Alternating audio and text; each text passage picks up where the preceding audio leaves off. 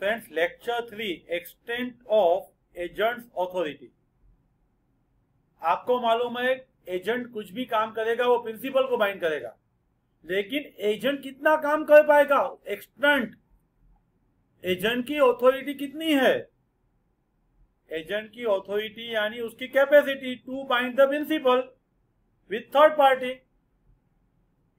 X ने Y को बोला था तो जेड से मनी लेके आ, तो वाई जेड पे लीगल स्यू करेगा तो उसकी ऑथोरिटी हो सकती है, लेकिन वाई जेड के घर पे जाकर उसको मारेगा तो उसका ऑथोरिटी नहीं होगा। थर्ड पार्टी के साथ प्रिंसिपल को बाइंड करने का कैपेसिटी जो है उसको हम यहां पे ऑथोरिटी बोलते हैं। इसीलिए याद रखो, एजेंट को जो काम करना है ना उसकी अपनी स्कोप ऑफ ऑथोरिटी के अंदर रह करके काम करना है। पापा ने आपको बोला 10,000 वाला मोबाइल लेके आओ, आपको 10 वाला लेके आना है, 25 वाला नहीं, बियॉन्ड द ऑथोरिटी हो जाएगा।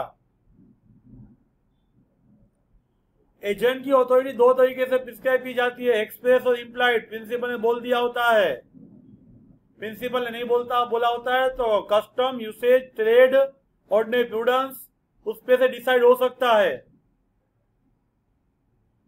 सबसे पहले determined by the nature of the act. आप ट्रेडिंग बिजनेस करते हो तो परचेज सेल आपके रेगुलर एजेंट का अथॉरिटी हो सकता है, लोन लेना वो उसकी रेगुलर अथॉरिटी नहीं है। आपका कौन से तरीके का काम है, कौन से तरीके का बिजनेस है, वो nature of act and business है, वो आपकी अथॉरिटी डिसाइड कर सकती है।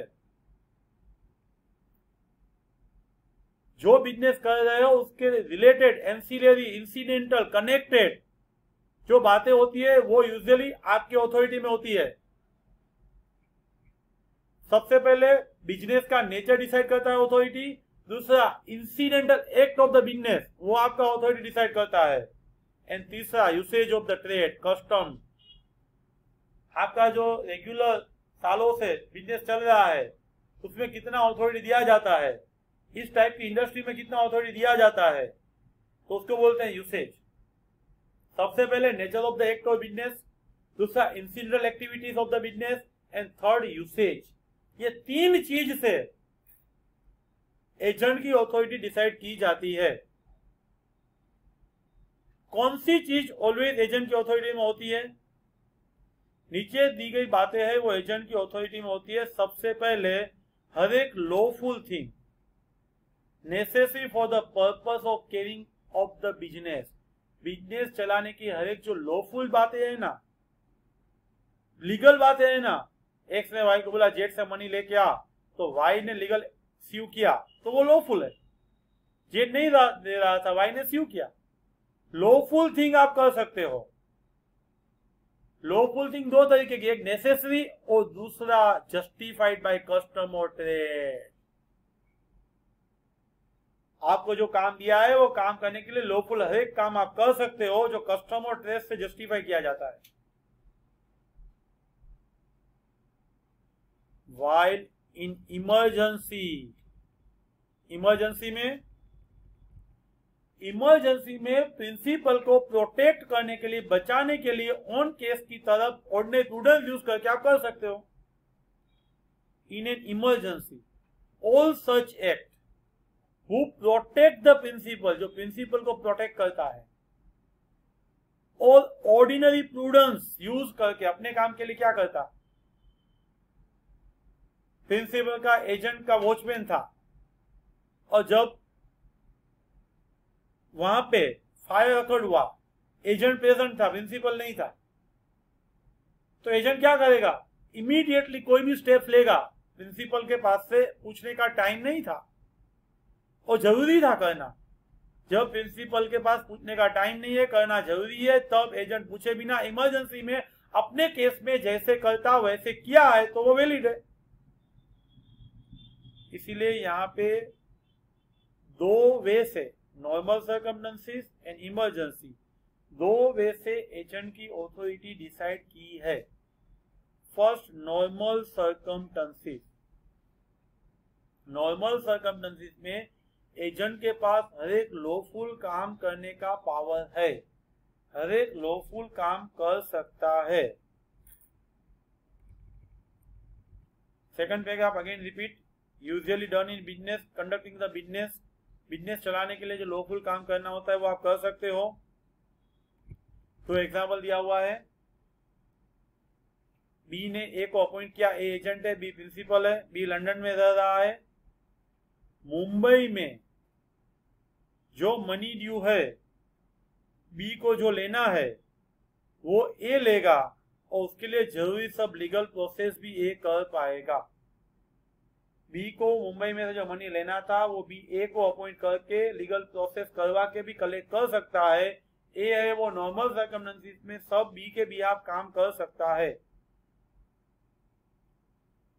ए ने बी को एजेंट अपॉइंट किया और शिप बिल्डर का काम दिया।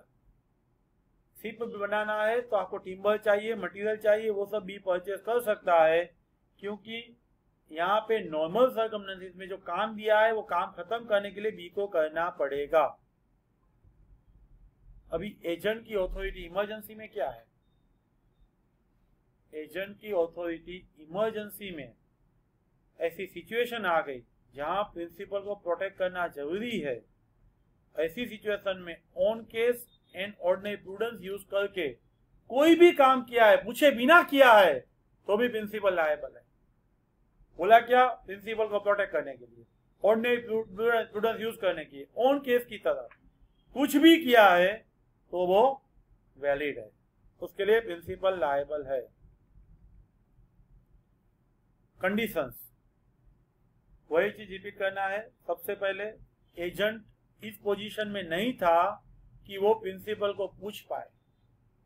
सीप वाला एग्जांपल कंटिन्यू करो।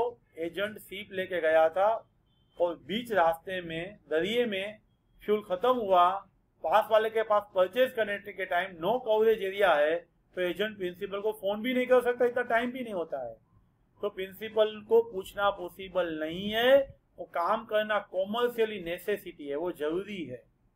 एजेंट ने जो काम किया है बोनाफाइड पर्पस से किया है, प्रिंसिपल को बचाने के लिए किया है, रीजनेबली एंड प्रैक्टिकेबली सर्कमस्टेंसेस में वही काम करना चाहिए था।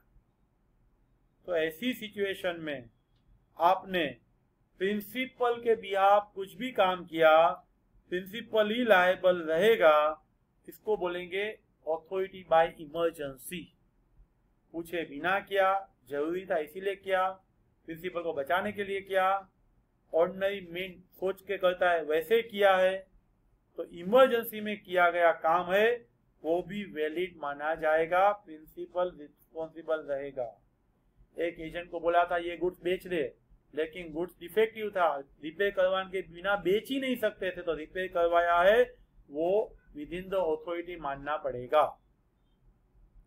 ए ने बी को पेरिसेबल गुड्स दिया, ए ने बी को बोला ये गुड्स तू अभी सी को तमिलनाडु में बेच दे, लेकिन अभी बेचने से पहले देखा ये गुड्स बिगड़ जाएगा, तमिलनाडु तक पहुंचेगा ही नहीं, तो बी ने क्या किया, वहीं पे वो गुड्स बेच दिया।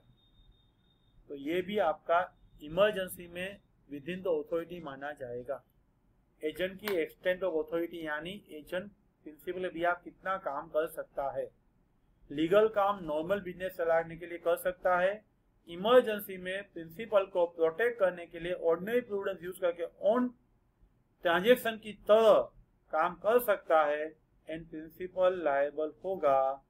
प्ले स्टोर में तेजवान इंस्टीट्यूट की एप्लीकेशन डाउनलोड करके सीक्वेंस में पहले से वीडियो सुनिए तो ही समझ में आएगा। Thank you very much.